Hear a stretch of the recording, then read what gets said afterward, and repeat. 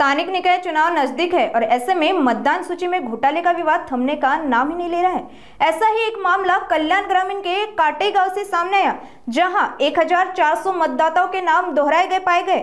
जांच में पता चला कि जिन मतदाता सूची में मतदाता का जिस बस्ती का पता दर्ज था, असल में वो बस्तियां ही अस्तित्व में नहीं है।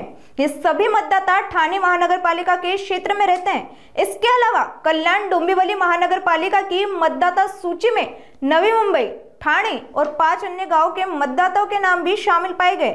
इस मामले में मनसे ने केडीएमसी के चुनाव अधिकारियों के सामने औपचारिक आपत्ति दर्ज करवाई और इन गलत नामों को मतदाता सूची से हटाने की मांग की है।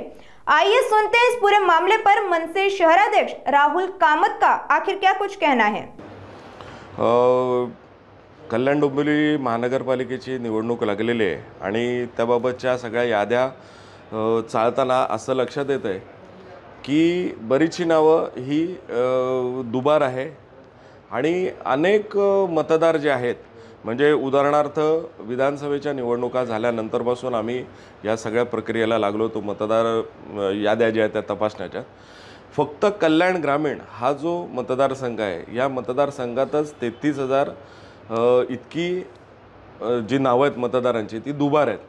आणि त्याच्यातल्या जर बघितलं तर काटईचा जो भाग आहे त्याच्यातल्या काही याद्या आहेत 352, 353, 354, 355 या ठिकाणी सुमारे 1400 ते 1700 जी मतदार आहेत ते ज्या ठिकाणी वास्तव्यास आहेत, ज्या चाळींची नावं आहेत त्या चाळी अस्तित्वातच नाही आहेत। आणि आम्ही ज्या वेळेला याबाबतचा शोध घेतला त्यावेळेला ही सगळी माणसं ठाणे महानगरपालिका हद्दीतली आहेत। कल्याण ग्रामीण हा मतदारसंघ असा आहे की त्याच्यात नवी मुंबई महानगरपालिका, ठाणे महानगरपालिका, कल्याण डोंबिवली महानगरपालिका आणि पंचायत समितीची 5 गावं असा एवढा मोठा विस्तृत क्षेत्र असताना सुद्धा ठाणे महानगरपालिका, नवी मुंबई महानगरपालिका आणि पंचायत समितीतल्या क्षेत्रात राहणाऱ्या अनेक लोकांची नावं इथे आहेत। अशी सगळ्यांची मिळून 33,000ची यादी आम्ही प्रांतांकडेही दिलेली आहे आणि निवडणूक जे उपायुक्त आहेत, निवडणूक विभाग कल्याण डोंबिवलीचं बघतात त्यांच्याकडेही दिलेली आहेत। या सगळ्या दुबारांवरती ती नावं वगळण्यात यावी अशी मागणी आम्ही केलेली आहे आणि महानगरपालिकेची जी यादी नवीन तयार होईल ह्याच्यामध्ये ही दुबार होऊन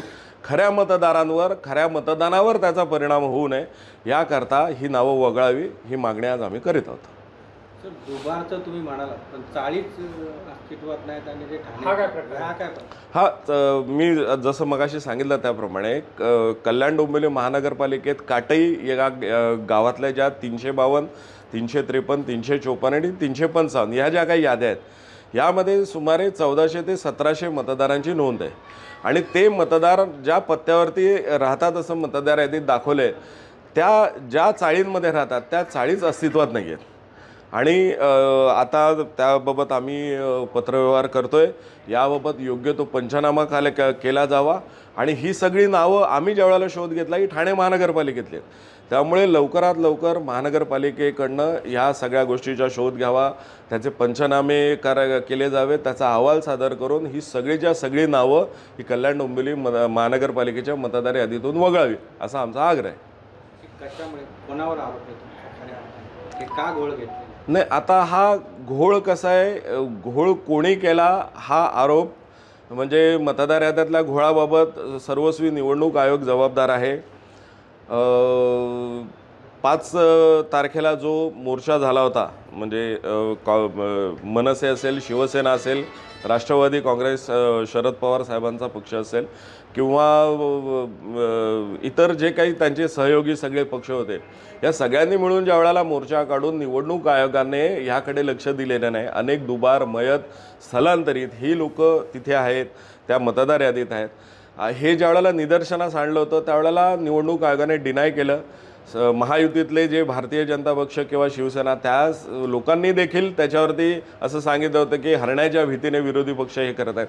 परंतु आज जर आपण बघितलं तर सत्ताधारी पक्षातले लोक म्हणजे भारतीय जनता पक्षाच्या प्रदेशाध्यक्ष जे आहेत त्यांनी सुद्धा या मतदार यादीतल्या घोळाबाबत प्रश्नचिन्ह जे निर्माण केले।